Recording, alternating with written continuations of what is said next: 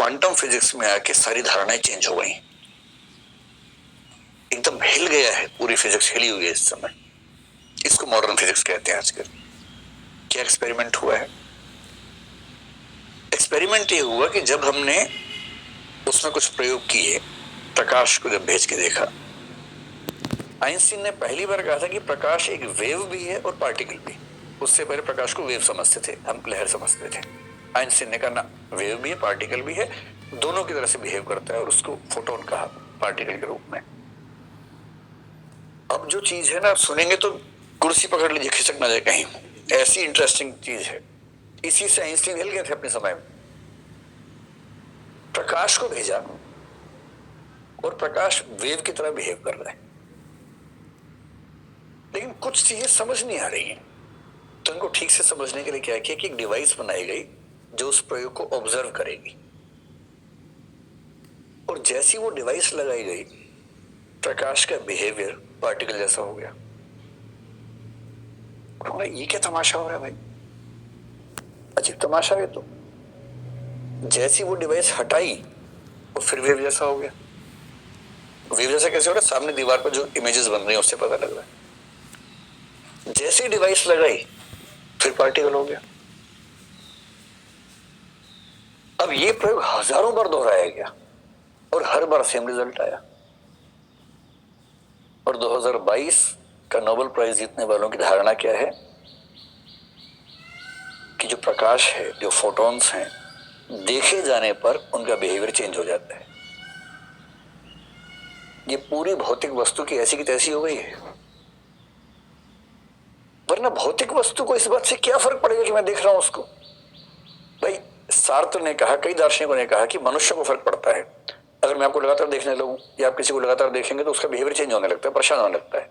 ये इंसान में होता है, एनिमल्स में भी होता है। पर कभी ऐसा हुआ कि आप अपने पेन को लगातार देख रहे हैं और पेन हिलने लगे कि भाई इतना मत देखो ऐसे करके?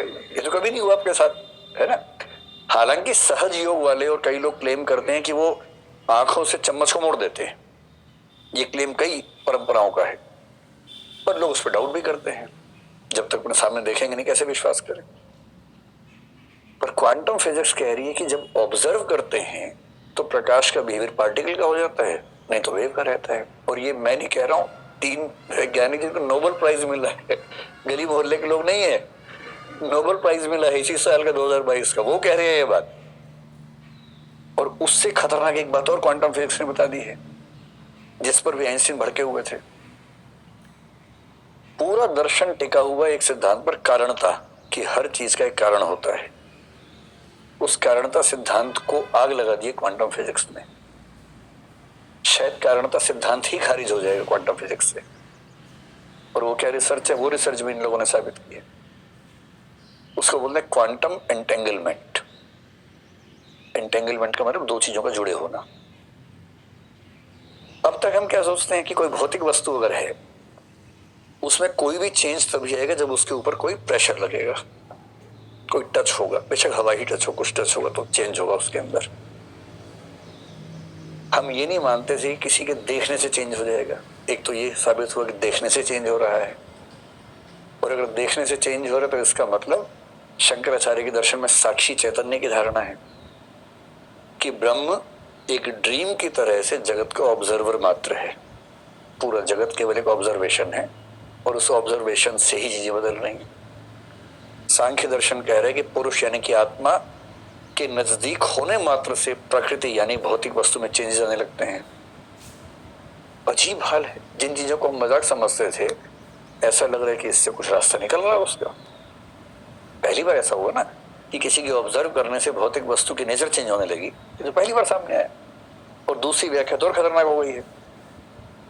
हम ये मानते हैं कि कोई बाहरी प्रभाव पड़ेगा, दबाव लगेगा तो परिवर्तन आएगा किसी वस्तु में, भौतिक वस्तु में। अब एक धारणा आई है क्वांटम एंटेंगलमेंट की, जिसका मतलब ये है कि सब एटॉमिक लेवल पर, इलेक्ट्रॉन, प्रोटॉन, न्यूट्रॉन, न्यूक्लियस, किसी लेवल पर यह संभव है कि एक सब एटॉमिक पार्टिकल का कनेक्शन किसी और सब एटॉमिक पार्टिकल से कहीं और हो। कहीं और का मतलब पृथ्वी पे ही नहीं, चांद पे भी हो सकता है, सूर्य पे भी हो सकता है, किसी और आकाशगंगा में भी हो सकता है। बिलियंस ऑफ लाइट ईयर्स दूर भी हो सकता है। और उसमें रोचक बात क्या है, इनके बीच में ऐसा कनेक्शन है कि यहां पर जो पार्टिकल बिहेव करेगा उसका ठीक विपरीत बिहेवियर उस पार्टिकल का वहां हो जाएगा। और सबसे खतरनाक बात, इन दोनों घटनाओं के बीच में टाइम का कोई लैप्स नहीं है, सेकंड के 1000वें हिस्से का भी लैप्स नहीं है। यहां हुआ वहां हुआ, एक साथ हुआ। और आइंस्टीन और फिजिक्स ये मान के चल रहे थे कि प्रकाश से ज्यादा तेज गति से कुछ भी ट्रेवल नहीं कर सकता। प्रकाश का सिंपल भाषा में, प्रकाश की गति क्या है, 3 लाख किलोमीटर प्रति सेकंड के आसपास है। सूर्य की किरण यहां पहुंची 8 मिनट के बाद। जब भी आप सूर्य को देखें तो 8 मिनट पहले का सूर्य है, वो अभी का सूर्य नहीं है। 8 मिनट पहले सूर्य ऐसा था क्योंकि वो किरण अब पहुंची हमारे पास। यानी सूर्य की किरण यहां पहुंचेगी 8 मिनट में। पर यदि 2 पार्टिकल्स हैं जो एंटेंगल्ड हैं, जुड़े हुए हैं, जिनमें से एक पृथ्वी पर है और एक सूर्य पर है, उनके बीच में कम्युनिकेशन हो रहा है 0 सेकंड्स में। और इसी पर आइंस्टीन ने कहा था कि नहीं, ये कुछ गलत है, कुछ हिडन वेरिएबल्स हम समझ नहीं पा रहे हैं। और इन 3 वैज्ञानिकों ने साबित कर दिया कि एकदम सही बात है। और अगर एकदम सही बात है तो हो सकता है कि इस पृथ्वी पर कुछ हो तो उसकी वजह इस पृथ्वी पर ना हो, कहीं और हिला हो, कुछ उधर हिला, या हिल गया और हम कह रहे हिल क्यों रहा है, हम उसको लगा रहे हैं 2 झापड़ के लिए, हिल क्यों रहा भाई, वो बेचारा एंटेंगल्ड है किसी और आकाशगंगा से। और अगर प्रकाश की गति को भी खारिज करती हुई स्थितियां हैं, कम्युनिकेशन इतना फास्ट है, तो शायद निकट भविष्य में फिलोसफी में बहुत बड़े चेंजेस आने वाले हैं फिजिक्स के साथ साथ। एक अच्छा फिलोसफर आज के जमाने में वो है जो फिजिक्स के साथ चले, केमिस्ट्री के साथ चले, बायोलॉजी के साथ चले। डार्विन का इवोल्यूशन पढ़े बिना आप दर्शन को पढ़ नहीं सकते आज के जमाने में। मूर्खता होगी अगर आप केवल दर्शन पढ़ के काम चलाएं, साइंस को ना पढ़ें। बहरहाल मेटीरियलिज्म यानी भौतिकवाद, इसका मतलब क्या है, जो मानता है कि अंतिम सत्ता भौतिक है और जो चेतना है, जो विचार है, वो सब कहां से बने हैं, भौतिक सत्ता से बने, मैटर से बने। अगर आपको जानना हो कि ये लोग कौन है, तो भारतीय दर्शन में, अगर इंडियन फिलोसफी में देखें तो एक ही दर्शन है जिसका नाम है चार्वाक, जिसके चक्कर में आज आप आए थे। पूरे भारतीय दर्शन में एक ही दार्शनिक है, एक ही परंपरा है, चार्वाक, जो भौतिकवादी है। सिंपल मानते हैं कुछ चेतन वेतन नहीं है तो सब भौतिक होता है। उनसे पूछो कि चेतना कैसे बन गई, हम सोच कैसे पा रहे हैं, उनके एग्जाम्पल बड़े रोचक होते हैं। वो हमेशा खाने पीने में मस्त रहते हैं वो लोग। मैं हंसी मजाक में कह रहा हूँ, उनका चिंतन बहुत गहरा है। जब उनको पढ़ेंगे आज से 2-4 लेक्चर्स के बाद, तो आप पाएंगे बहुत गहराई से बात की है और काफी हद तक उनकी कुछ बातें आज भी सही साबित हो सकती हैं, ये संभावना है अभी भी। उस समय वो कह रहे थे और उनकी मूल पुस्तकें सारी खत्म हो गई, ये भी पुस्तक नहीं हमारे पास जो ओरिजिनल उनकी पुस्तक हो।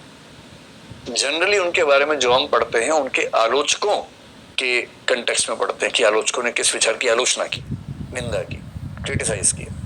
अब जो क्रिटिक्स के माध्यम से पढ़ेंगे तो सीधी सी बात है कि उनका पक्ष ठीक से सामने नहीं आएगा। कुछ तर्क छोड़ दिए होंगे, कुछ गलत तरीके से लाए होंगे, वो सब तो खतरा होता ही है ना। चार्वाकों ने कहा कि चेतना कोई अलग चीज नहीं है। जैसे पान आप खाते हो, अगर उनके एग्जाम्पल ऐसे ही होते हैं, पान, शराब, वो सब एग्जाम्पल देते हैं। पहले वो तो पता नहीं क्या देते, जो कोट किया जाता है वही कोट किया जाता है। जैसे शराब है, उस समय शायद गुड़ से बनती हुई, तो उन्होंने गुड़ का एग्जाम्पल दिया। किण्वा दिभ्यो मद शक्तिवत विज्ञानम, उनका वाक्य है बड़ा प्रसिद्ध, जिनका मतलब ये है जैसे गुड़ है, गुड़ में नशा नहीं है, पर उसी गुड़ में जब किण्वन की प्रक्रिया होती है, फर्मेंटेशन की प्रक्रिया होती है, तो नशा आ जाता है। पान है, पान का पत्ता लाल नहीं होता, सुपारी देखेंगे वो भी लाल नहीं दिखती है, कत्था भी लाल नहीं है, चूना भी लाल नहीं है, और जब इन सबको मिला के चबाते हैं तो लाल हो जाता है। ठीक वैसे ही ये पूरा ब्रह्मांड 4 महाभूतों से बना है। आपके मन में आपको 5 होते हैं, नहीं, चार्वाक में 4 होते हैं, कई लोग 4 मानते हैं। आकाश छोड़ दीजिए, पृथ्वी, जल, वायु, अग्नि,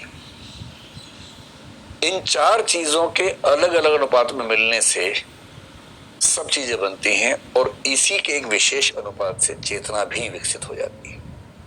उनका ये आंसर है कि चेतना कुछ नहीं है, भौतिक चीजों से बन जाती है। लोग कहते हैं क्या बात हो यार, कैसे बन सकती है?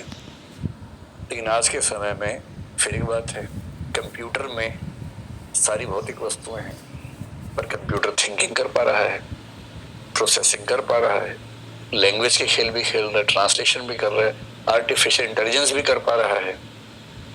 तो यदि भौतिक वस्तुओं के बने हुए कंप्यूटर में ऐसी चीजें हो सकती हैं, तो भौतिक वस्तुओं से बने शरीर में क्यों नहीं हो सकता है? आजकल जब से कंप्यूटर और ये आर्टिफिशियल इंटेलिजेंस वगैरह है ना, वर्चुअल रियलिटी, चारवाक बहुत खुश है कि हमारी बात काफी ठीक साबित होने वाली है।